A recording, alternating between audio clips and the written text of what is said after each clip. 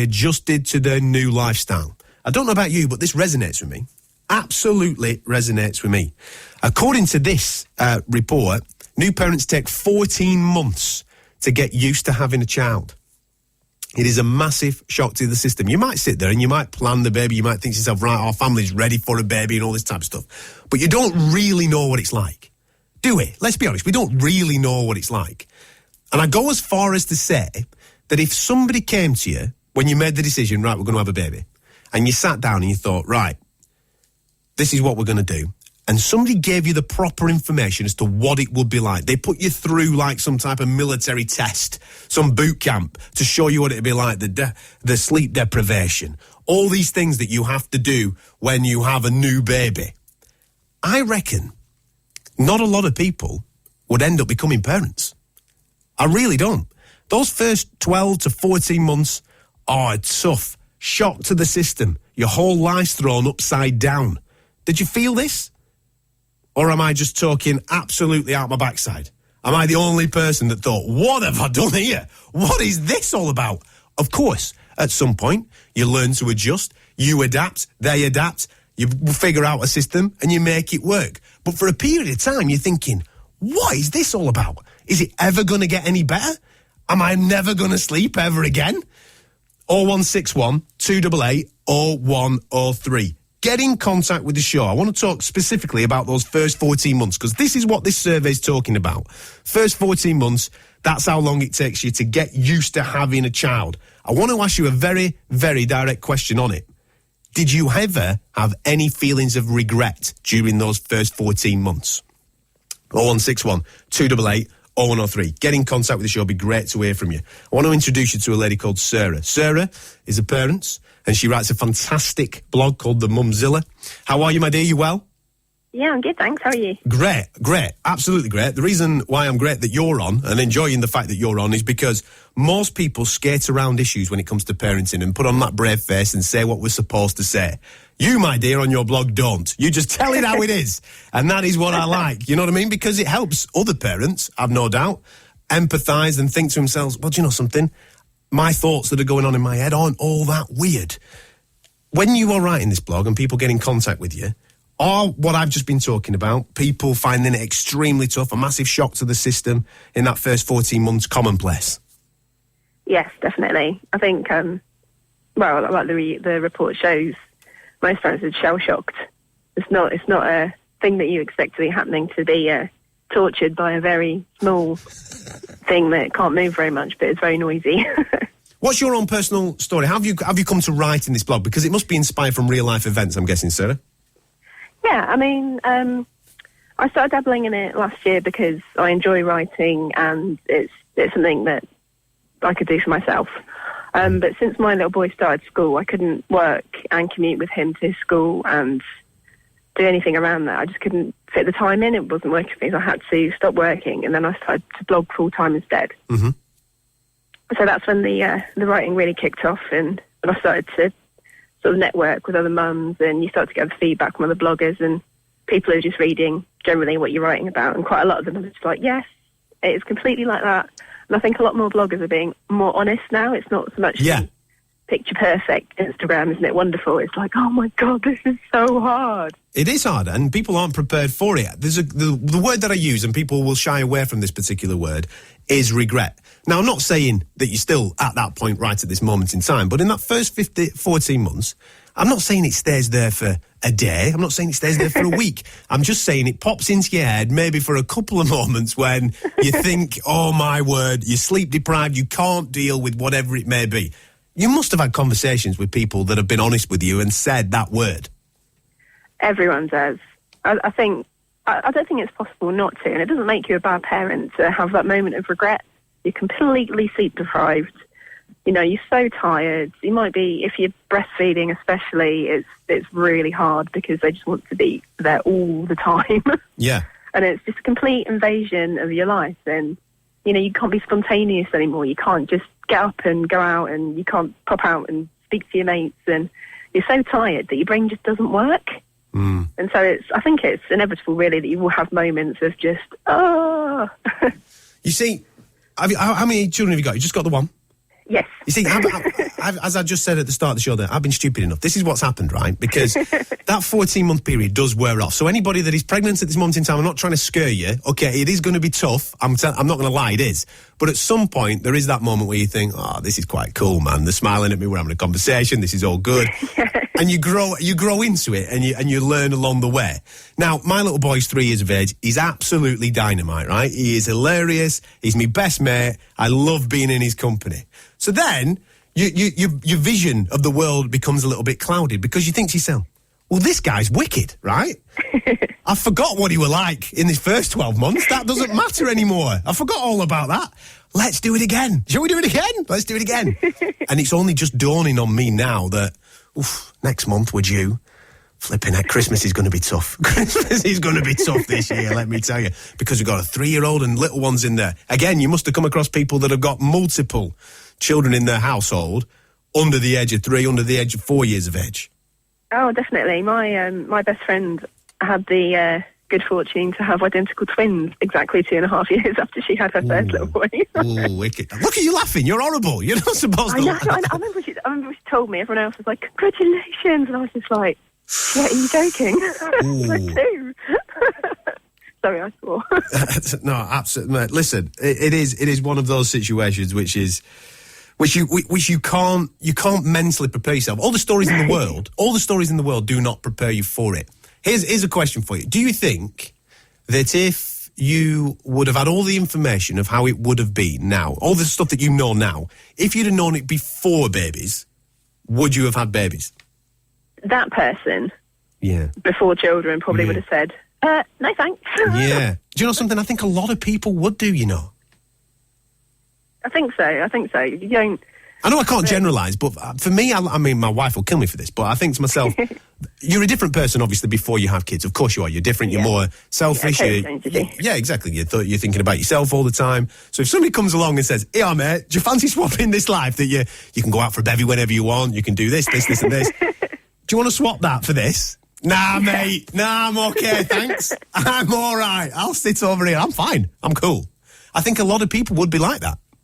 I think so.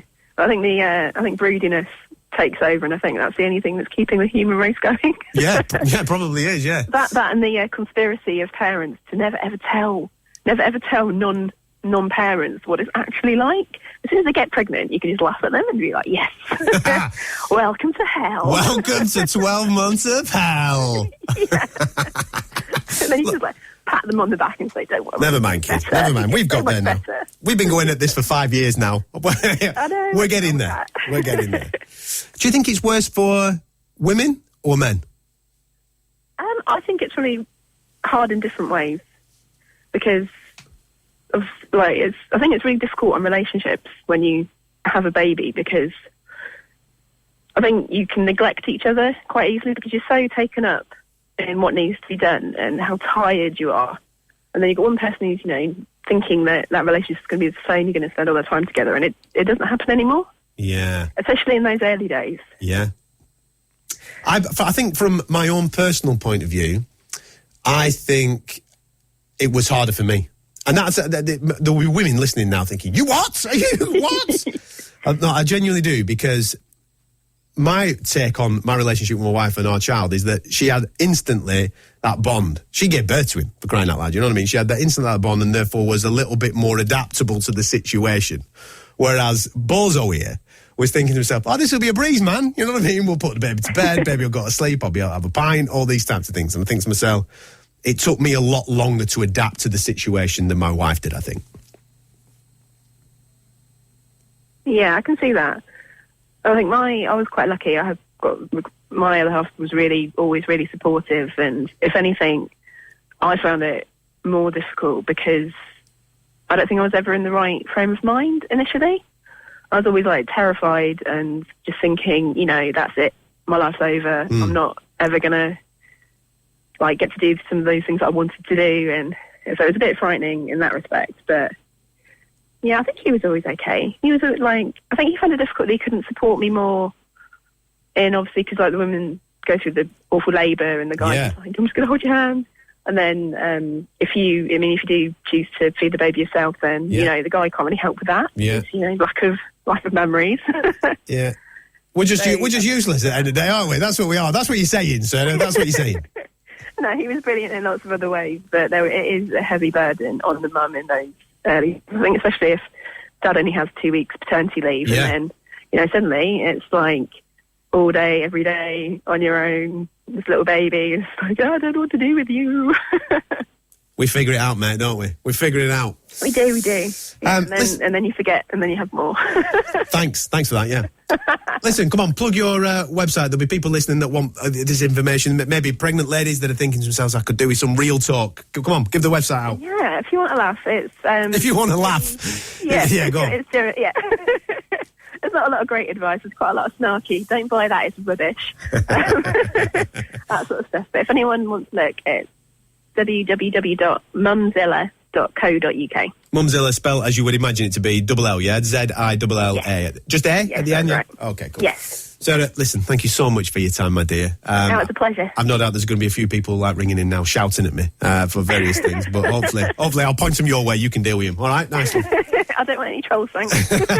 Have a wonderful night, Sarah. Take care. Thank you. Cheers. Bye. Superb. 0161 288 0103. Do get in contact with my show. I want to hear from you because, like Sarah was saying there, yeah, she has set up her blog in order to have some real conversation. Rather than the fake conversation, the real conversation about what it's like to be a parent. And this survey's come out saying that new parents take 14 months to get used to having a child.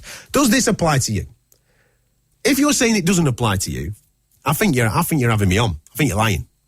It applies to everybody. Everybody that becomes a parent, it takes a long time to adjust to get right for it. And I honestly believe that if you tell me at no point during that 12 months did you ever have a smidgen thought in your head about regret, what have we done? Right? If you've never had that thought, again, I think you're telling me tales. I think you're kidding yourself. Okay, now you might think, oh, it's brilliant. And it is brilliant. I love being a dad. Love it. Can't get enough of it. But there's moments in that first 12 months where I thought to myself, this is bonkers, man. This is absolutely nuts. Joanne, welcome to the show. How are you? Hi, I'm fine, thank you. Excellent. Thank you very much for your time. Come on. Does this resonate with you, or am I just out of order? No, I know where you're coming from. I don't think anything prepares you for that first baby. People say, oh, yeah, you'll be tired, and you think, oh, yeah, we might be up in the night a bit, but it'll be great, won't it? And it'll be fine. But no matter how prepared you think you are, nothing prepares you for the impact it has on your life 24/7. But before I go any further, I'll tell you that I've gone on to have 3. You nutcase. See, this is what happens. This is what happens, Joanne. This is what happens, right? Yeah. You get over that 12 months or whatever it may be, and you think to yourself, oh, aren't they cute? Aren't they so funny? Doesn't everybody love my kid? Let's have another one. And you're doing it. What are you doing, man? Yeah. No, I remember saying to my husband, and you feel guilty, because I remember saying to him, I liked it when it was just me and you. And then I felt really bad. And he was like ringing my mum saying, oh, no, what's going on and all this. And I remember going back to work and speaking to other people. And when my first daughter was about 7 months old, and one of the mums at work said, oh, how's it going? She said, I remember when Alexia was born, when her first was born, she said, I rang my mum and I said to her, could you come and take her, please? I don't like her. She obviously doesn't like me. And could you come and take her? So a mum came, took the baby away to her house for a night, and then she said, I had a bath, I slept for like 24 hours, and then I rang her and said, actually, I think I'll have her back now. So, she just needed that. And like you say, when they start smiling at you and things like that, I mean, and then you go on to have more, but I'll tell you another thing as well. When you have the second, it is so much easier. Really? It is. Oh, yeah, but you don't stress, because the first time you're like, oh, God, what's wrong with him?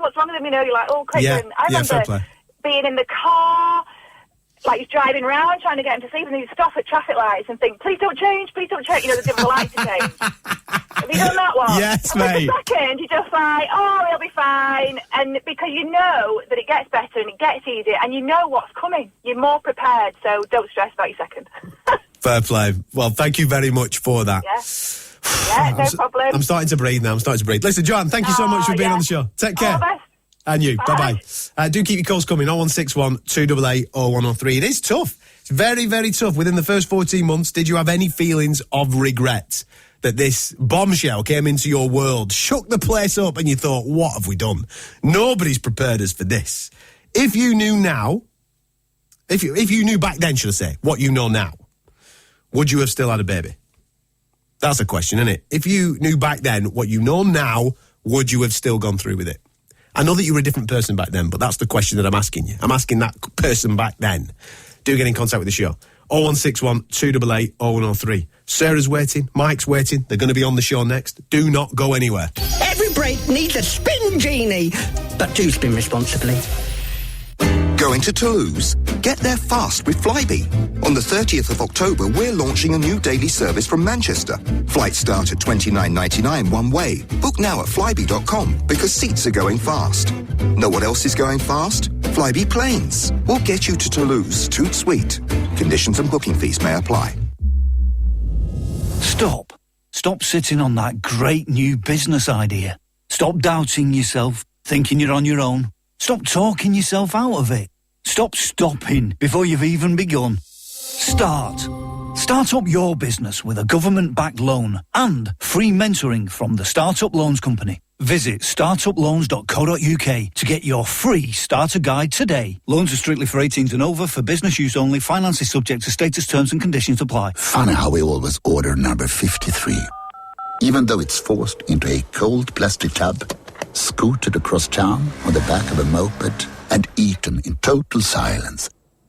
When we all have kitchens. And if we came together and started cooking instead of waiting, we'd have much more than a plate of food. Visit IKEA in Warrington and Manchester, Ashton-on-the-Line, where you'll find all you need to make more than just food. IKEA, the wonderful everyday. Excuse me! Sorry to interrupt, but do you know what time it is? Wrong! It's time to spin, spin, spin to win! Visit spingenie.com now to free me from your phone and I'll grant you 50 free spins!